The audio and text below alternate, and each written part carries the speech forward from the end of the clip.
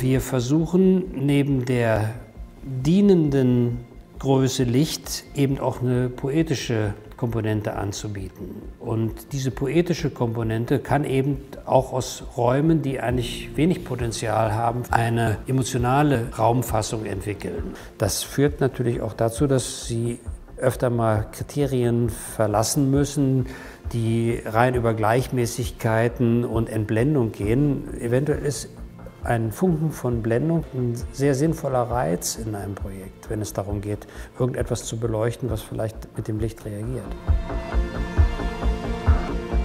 Das Office ändert sich ja doch relativ stark zurzeit. Ich kann mir vorstellen, die Lichtplanung muss da auch extrem flexibel auf solche Dinge reagieren, oder? Die Bürostrukturen, die es heute gibt, die jetzt aktuell eingerichtet werden, könnten sich ja in den nächsten 5 Jahren wieder verändern. Also insofern muss man für alle Eventualitäten Ideen entwickeln und die kommen dann sicherlich nicht aus einem festen Anschluss einer Decke, der nicht mehr verschiebbar ist. Also da muss man darauf reagieren.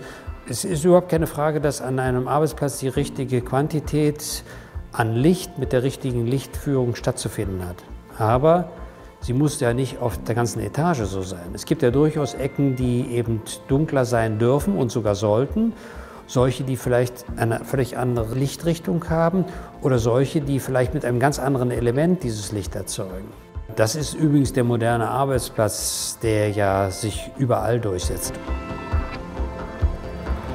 Ja, ein Gradmesser für die Lichtplanung ist ja auch alle 2 Jahre die Messe Light & Building. Was erwartest du von der kommenden Light & Building? Es wird natürlich eine Weiterentwicklung der bekannten Produkte geben, das ist klar. Also die LED wird sich weiterentwickelt haben und es wird Varianten davon geben. Es wird aber vor allen Dingen auch eine Messe werden, die in Sachen Steuerungstechnik Maßstäbe setzen wird.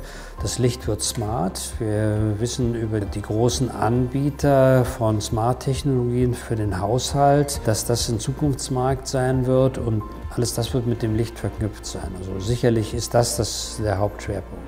Was denkst du, wohin geht die Reise des Lichtdesigns zukünftig, beziehungsweise auf welche Trends dürfen wir uns freuen? Also das Licht wird natürlich intelligenter und die Lichtquellen werden irgendwann mal mit Geräten kommunizieren können, die man dabei hat, wie einem Smartphone. Und das Licht dann zu kontrollieren und zum Beispiel auf eine andere Farbtemperatur zu stellen oder einen Dimmwert einzustellen, der einem gerade genehm ist. Das ist ja eben eine ganz große Freiheit, ne? Dass man sagt, also heute ist mir eher nach einem gedämpften Licht und ich habe eine Situation, wo ich mich ein bisschen zurückziehen will und brauche das Laute jetzt gar nicht. Es gibt aber auch wiederum Tage mit großer Aktivität, wo man sagt, also jetzt darf es auch vom Licht hier bei mir bewegter sein. Also das sind ja großartige Schätze, die man eben bergen kann.